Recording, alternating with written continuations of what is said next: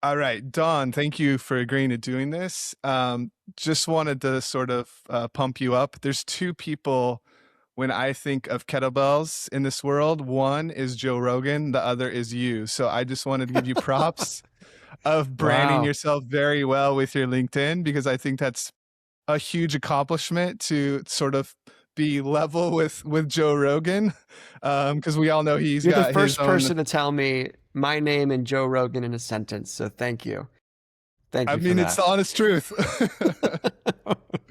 Yeah. But for our audience that doesn't, or someone who stumbles upon this podcast, can you walk me through sort of your journey before what you got going on and how you ended up being, the kettlebell guy?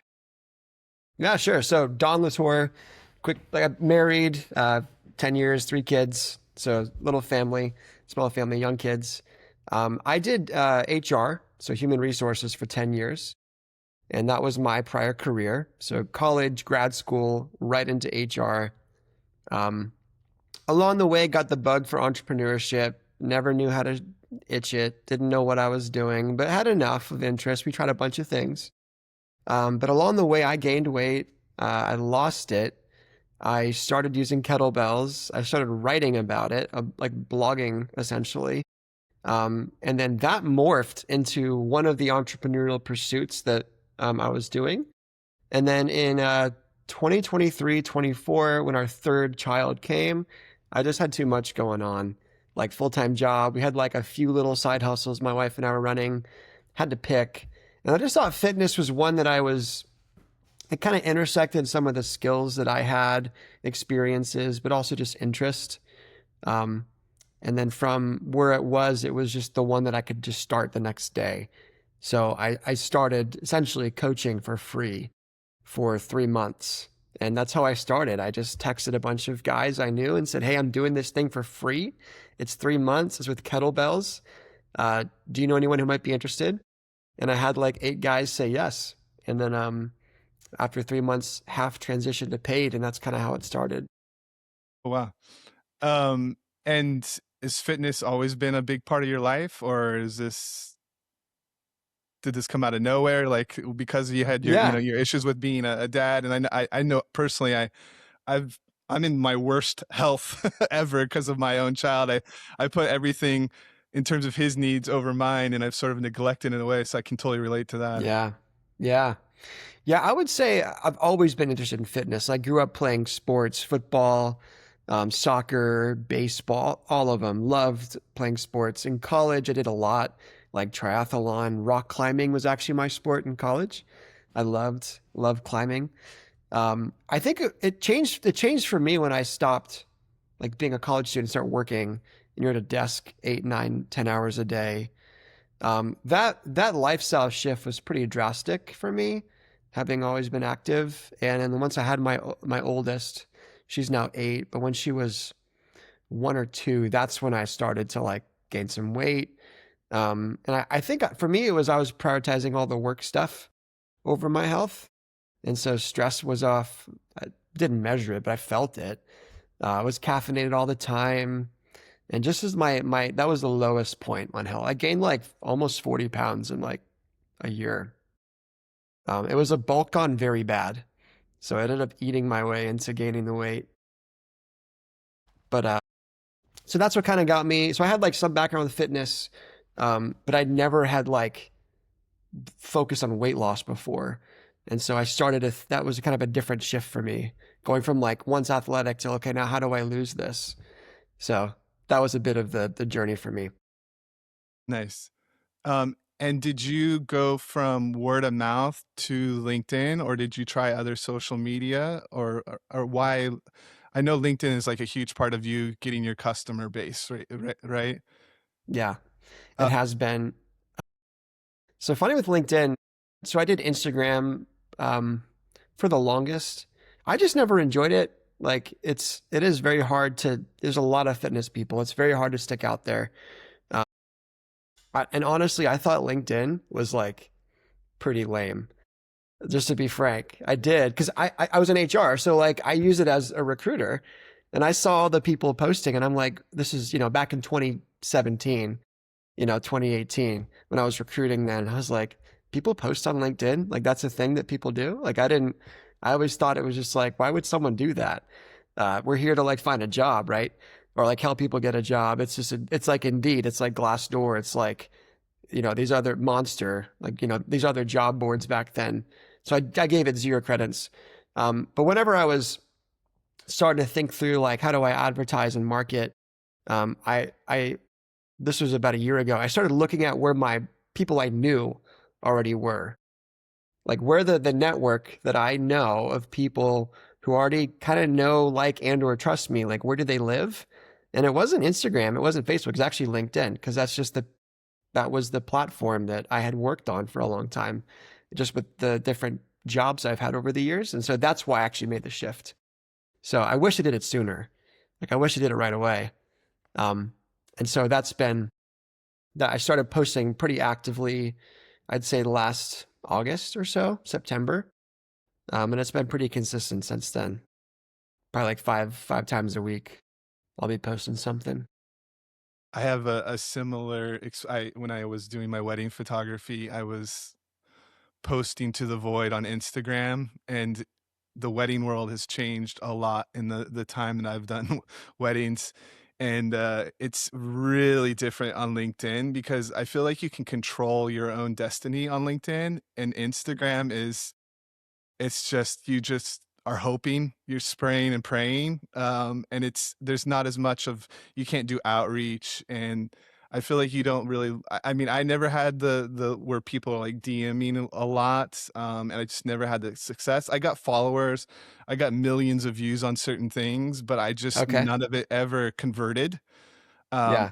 And so I can see now, to me, I wish I would have gone all in 5 years ago on LinkedIn because I would be in a completely different place. Am I frozen? You were mentioning Instagram with your photography business and just Yeah, how you had a lot of views, but it was like in the void, I think. And yeah, that's where it you never, froze. it never ended up converting into sales. So I sort of, not sort of, I gave up. And then with the company I've been working with, I've slowly been figuring out how to make inbound happen with posting and doing that. So I had a similar experience.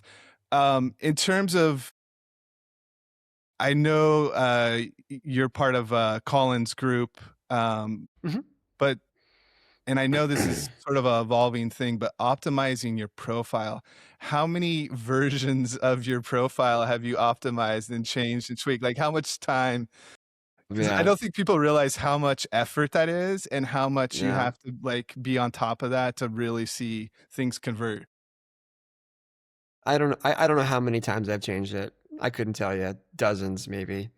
Like dozens. From the headline to the banner to like your about section to what's featured, the whole thing. So I've tried a bunch of different versions of it.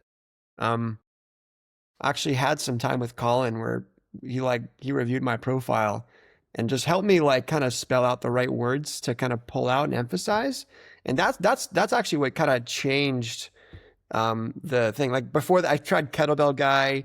I tried my offer in my headline.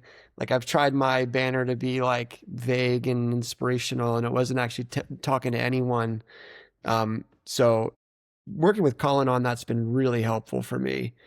Some of the lessons learned is like you just like I don't know why, but I don't think naturally about someone viewing my thing as a stranger. But that's what it is. Like someone's on the feed, they don't know you. They don't know you from the other person. They don't know I'm into kettlebells. They just see something on the feed that gets their attention. And then they look at your headline. That's kind of the first introduction they have to you. So of like the headline piece. So what I had for a while that was working was I ship you a kettlebell and you lose 20 to 40 pounds at home. So that was my headline that was working for a long time. I changed my offer a little bit. So now it's start with a kettlebell, but it's the same premise. It's like that's the entry point to like how you and I would work together. It all starts with one kettlebell. So it's like, it's kind of just like you're just introducing yourself to someone essentially through your headline. And then they click your profile and they, just like anyone else, it's like, who's this person about? Like, what's his backstory? And like, what's the banner? Does he look like a real person? Is he trying to sell me something right away? Like, what's that all feel like? And so Um, it's been a work in progress. Like I'm not claiming that I've got this all like dialed in or anything, but it's just helpful to realize you're essentially just introducing yourself to a stranger through your headline into your profile. And that can lead to someone being interested right away, or that could lead to someone being interested in 6 months. And so it's just you just have to build that trust and that connection with someone.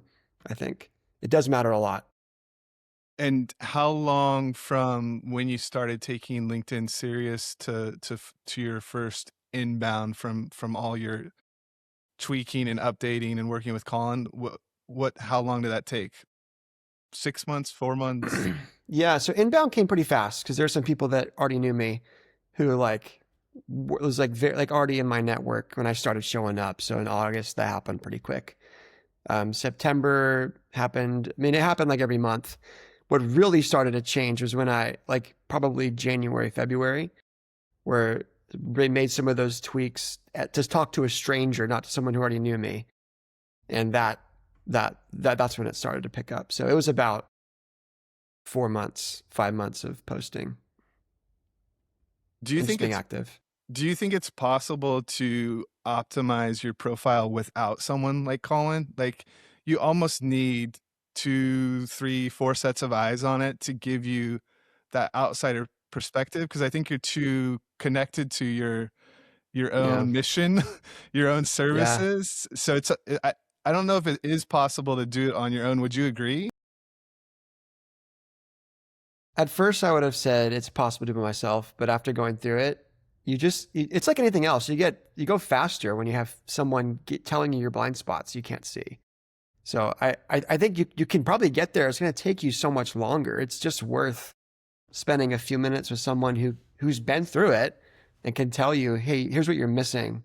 Here's what I see when I read your headline. That's the biggest thing is like I when I write something, I have the idea of it's gonna how it's gonna come across to someone, but it doesn't always land that way. And yet someone has to kind of tell you that to be like, actually, what you've intended actually gives a different, a different read. It's not what you intended, or you're missing this.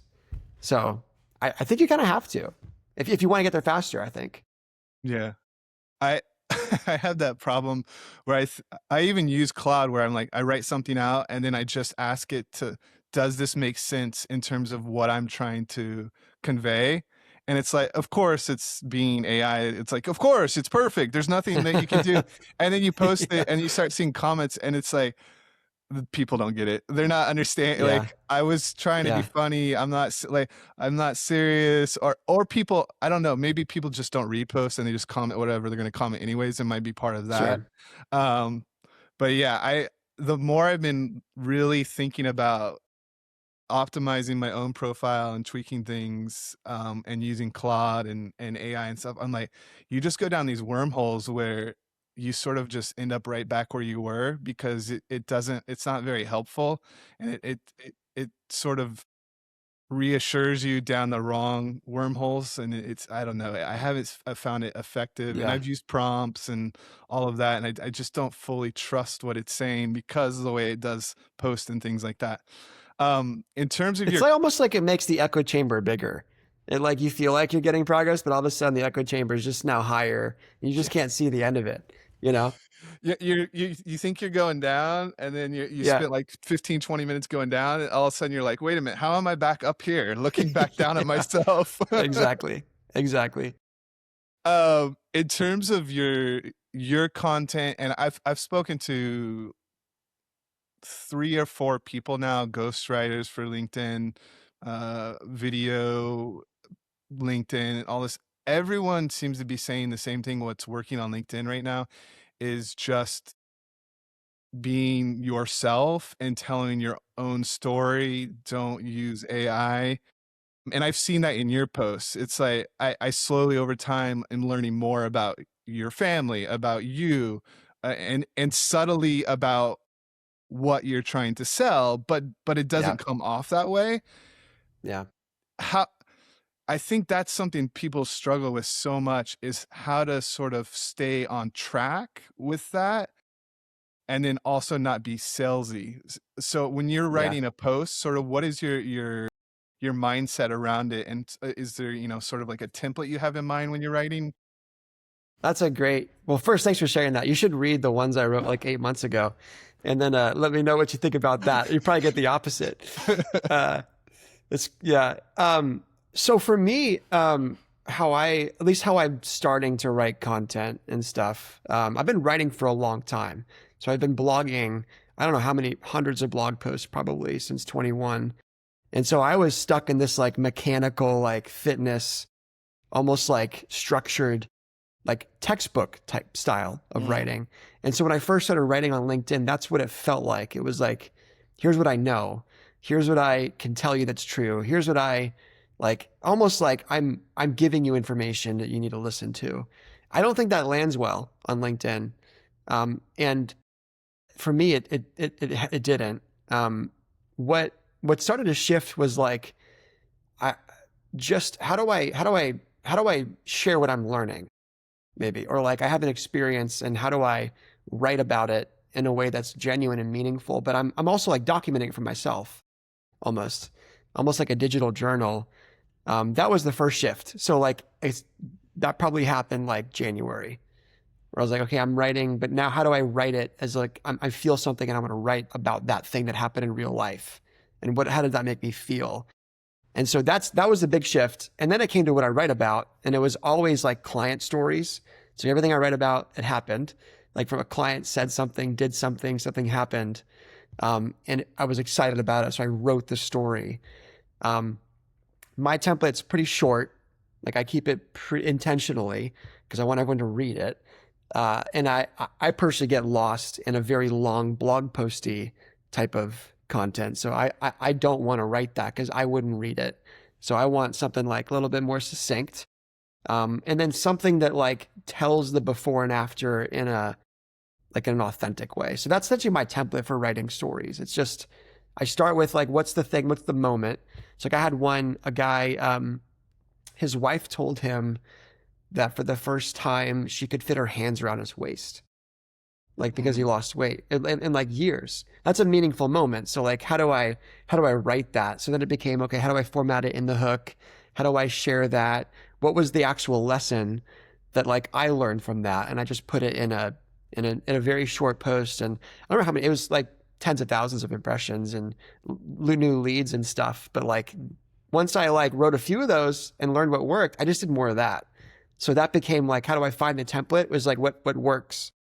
So I just look at what works and I try to do more of that with like real things that happen in real life.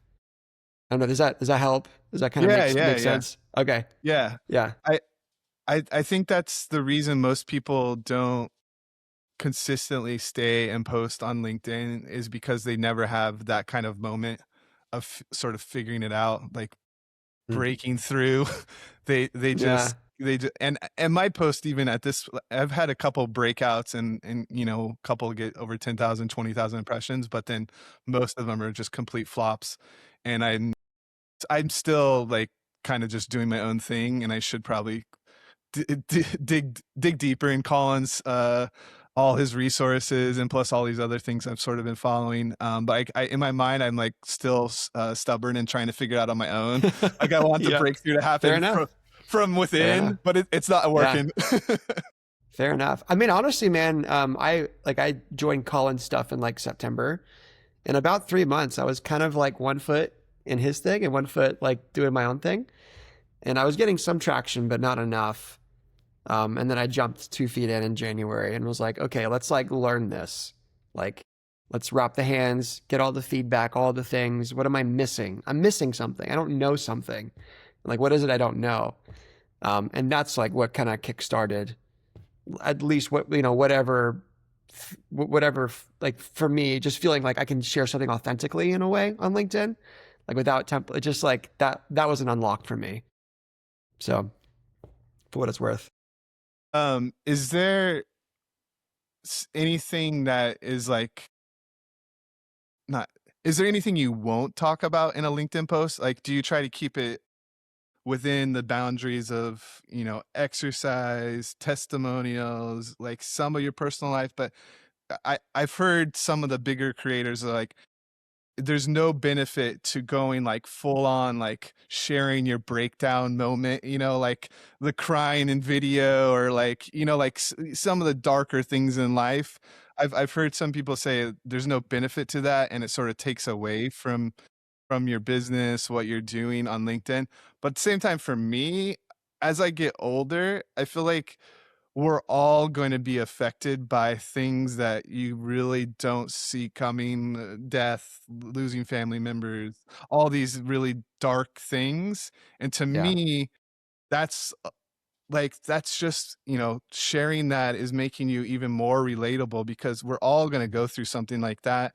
And I like that kind of LinkedIn, where it's really like a quick way to connect with people, because I think a lot of people quietly suffer, Mm. and there's not enough of that open sharing, even with friends or family sometimes. So if you're willing to put that out there, to me, it's like you're a vulnerable person, but there's like an instant connection over just trying to get it over consistently sort of sharing your life in a way. I don't know if you have like a way to navigate that, or have you ever thought about like, is there anything that's completely like you won't post about in your personal life? That's a great question. I don't think I've thought too much about this, to be honest. Mm, Um, I I think now that I'm starting to think about it, and also the things I've seen posts that do well, um, I think the posts that generally do well are the most real. Like they are the real moments. And I say do well like in number of impressions and likes and comments, but you're creating a connection with someone that goes beyond whatever value you're delivering for your clients or for your business or whatever you're trying to do. I think those moments, like people remember that, you know? So like for example, little things even in fitness posts, I'll try to weave something that's not fitness related in there. Or like if I'm talking about fitness, it's something that someone can remember. Cause like at the end of the day, like people that they like, I am trying to make money on LinkedIn. Like I'm trying to promote my business. But like the connections that are made are like over the most random of things. Like the things that are just like that make us all human. So I think those tend to do well.